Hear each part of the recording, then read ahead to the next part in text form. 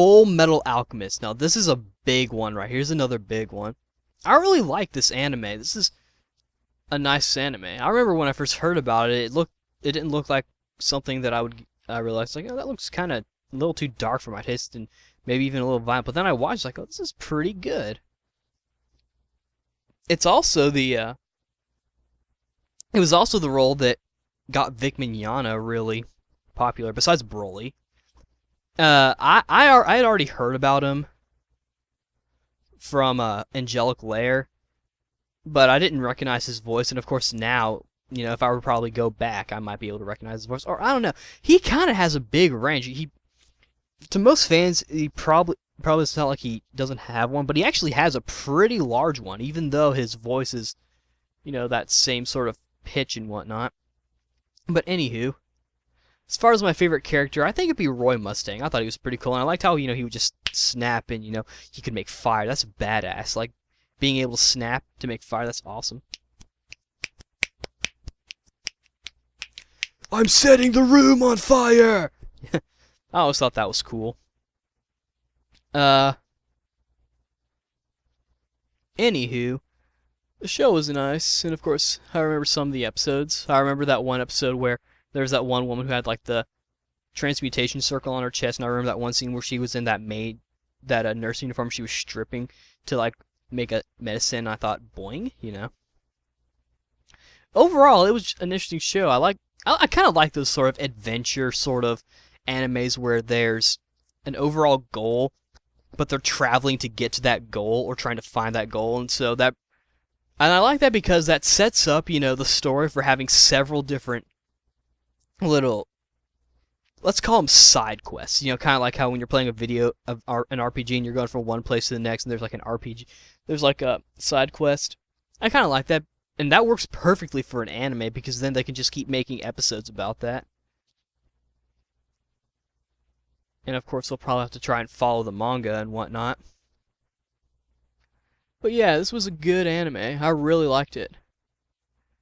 I haven't had a chance to really watch the entire thing, so I don't really have too much comments about the story, but I mean, I enjoyed it from what I saw.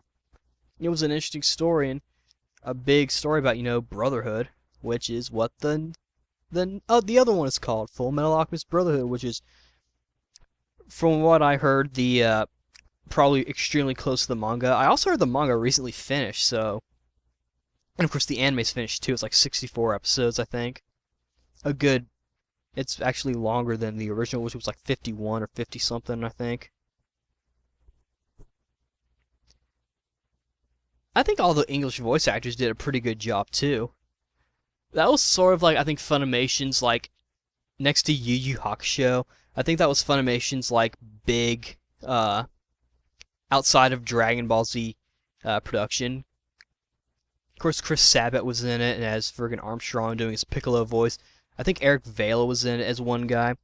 Travis Willingham, who now is the voice actor for Cell, you know, is Roy. Vic Mignogna, who's effing Broly. Little tidbits of stuff. I don't think Sean Schemmel was in it, though. Not that that really matters. Anywho, yeah. So this was a pretty good show. Unfortunately, I don't have the DVDs. I only have, like, one. It was like a preview of the second season where they introduced Izumi as teacher. And that came with, you know, the game. I enjoyed the games. I remember there was, like, one game, and then, like, a second game. You know, Fullmetal Alchemist and the Broken Angel, and Fullmetal Alchemist and the Curse of the Crimson Elixir. There's actually a third game, which I think is called Fullmetal Alchemist, The Girl Who Surpassed God. And I think Vic Mignogna was trying to say that in one of his little anime panel things, though he kind of made a mistake about that, I think. Oh well. Maybe if I ever do a commentary on it, I'll send him the video. You know, just so you can see it. Seems like he's a fan of the series, too.